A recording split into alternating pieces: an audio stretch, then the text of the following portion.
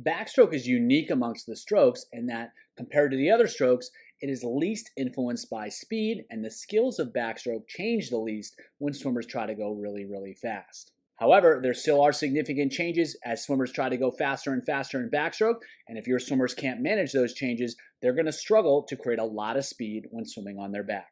Hi everyone, Andrew here, helping you help your swimmers get faster, and in this video, we're going to explore the differences between swimming backstroke at really fast speeds and swimming backstroke at slower speeds. The better swimmers are able to adjust their skills depending on how fast they're trying to swim, whether that's in a 50 backstroke race or a 200 backstroke race, the more effective they're going to be at creating speed and sustaining speed. While body position doesn't change much, we're going to take a look at what happens with the pull, we're going to take a look at what happens with the kick, and we're going to take a look at what happens with the timing and the rotation as swimmers try to go faster and faster. Relative to the other strokes, these differences are subtle, but that doesn't make them any less important. Let's check it out. So we're going to compare a 50 backstroke to a 200 backstroke to maximize the differences, maximize the extremes, and we'll start off with the arm pull here. So if we see this is a 50 swimmer, and you can see there is zero hesitation with the arms, and he's getting in and he's setting things up, and he's trying to get into an effective position as fast as possible. And so what you notice here is that he's probably going to rush the front of the stroke a little bit. And so instead of kind of getting in position, he's already kind of pulling back, and then he kind of gets into a big hook position here instead of kind of setting up and then pulling. He's kind of abbreviating the catch a little bit. He's not being as patient, and he's starting to pull maybe a little bit sooner than he otherwise would.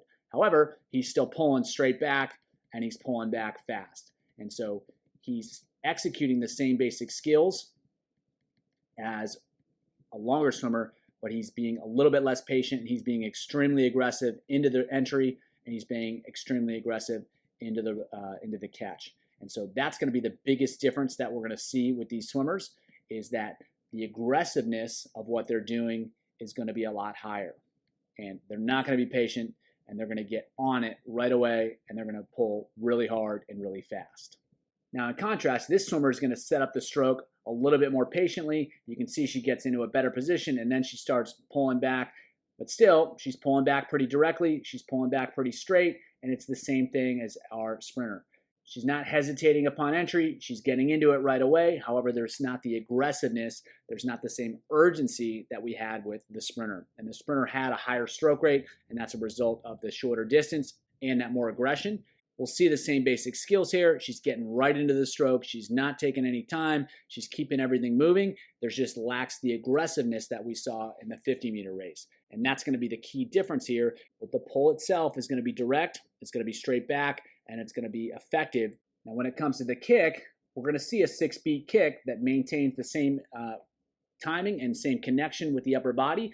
The difference is those legs are working. Those legs are working real hard, trying to go real fast. And so there's no conservation of energy. It's an all-out effort, and that's going to be reflected in the kick. So the kick itself is more or less the same. It's just happening really fast and really frequently so that swimmers can create as much propulsion as possible and as little time as possible to create as much speed as possible. He's not worried about saving energy. He's only got to swim for 25 seconds, so he's going to put all his gas into the legs and try to create as much speed as he can from the legs. If we go back to our 200 swimmer, you can see she's still got a strong 6-beat kick. She's keeping the legs moving. There's no pause. There's no hesitation. She's working the legs hard.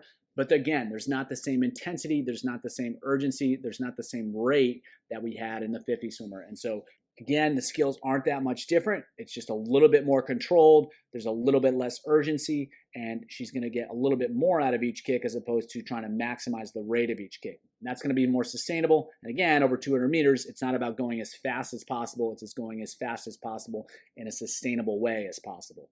And that creates a different outcome than just trying to sprint from one side of the pool to the other. And the less intense kick is going to match the less intense stroke rate. So if there's going to be a 6-beat kick in both cases, and in one case the stroke rate's going to be higher, that kick rate's going to be higher. And if the stroke rate's lower, as in the case of this swimmer here, the kick rate's going to be lower. However, the timing is still the same. There's still 6 kicks per cycle. It's just not going to happen as fast as we saw in the 50-meter swim. So when it comes to rotation and timing, what we'll see here is that the arms are moving in relative opposition. So you can see that the arm is finishing here and getting ready for the recovery, just as the other arm has entered. And we'll see that on the opposite side here. The arm enters as the other arm finishes. And again, the one arm enters as the other arm finishes. So the arms are going to be moving in opposition, and that's going to allow the swimmer to maintain as much consistent propulsion as possible because one arm is always working on the water, one arm's always creating propulsion. As soon as the other arm stops, the other arm is ready to go. And that allows them to maintain higher speeds and more continuous speeds.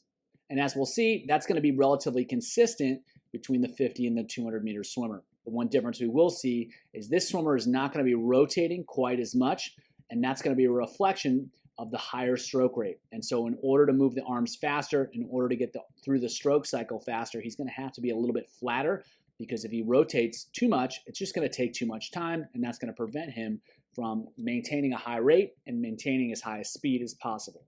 So if we watch here, as one stroke finishes right there, the other arm enters, and we've got the opposition timing, which is the same across the 50-meter and the 200-meter races. And that's in stark contrast to freestyle, where the arms move in relative opposition like we see here in the sprints, but there's an overlap timing where both arms end up in the front of the stroke during distance swims. And so you're not going to see a difference much between the backstrokers in terms of their timing. So again, just like our sprinter, arm finishes, arm enters. And we'll see that on the same side here. Arm enters, arm finishes at the same time. And so the arms are moving in opposition, which is going to be the same whether they're swimming a 50 or a 200. However, we'll see here, you can see she's going to have a little bit more rotation. I understand the angles aren't quite the same, but she's rotating a little bit more just because she's got a little bit more time to make that happen. Where our 50 backstroker was pretty flat to the water, this swimmer is going to be able to get a little bit more rotation, but the timing is still the same. And the reason she's able to get a little bit more rotation is she just got a little bit slower stroke rate because she's not trying to move the arms as fast. And that gives her a little bit more time to get a little bit more rotation. But again, more is not better. She just has the freedom because she has the time to make it happen. So relative to the other strokes, backstroke skills don't change very much. Swimmers are going to maintain the same kick. They're going to maintain the same kick timing. They're going to maintain the same arm pull. They're going to maintain the same arm timing. What changes is that everything just happens faster. Backstrokers are going to move the arms faster, and that's going to require a faster kick. They're going to set up the stroke faster, and they're going to get into the pull faster in order to create more speed and less time. But what they're actually doing isn't going to change very much. And so the cool thing is if swimmers can learn how to execute great timing, great skills at a little bit slower speeds, they don't have to change very much to be effective at executing those same skills at faster speeds. They just have to do the same things in less time, which can be a challenge, but they don't have to do different things in less time, which can be a significant challenge in the other strokes. If you want to learn more about backstroke timing and what swimmers need to do in order to execute great backstroke timing, check out the video below.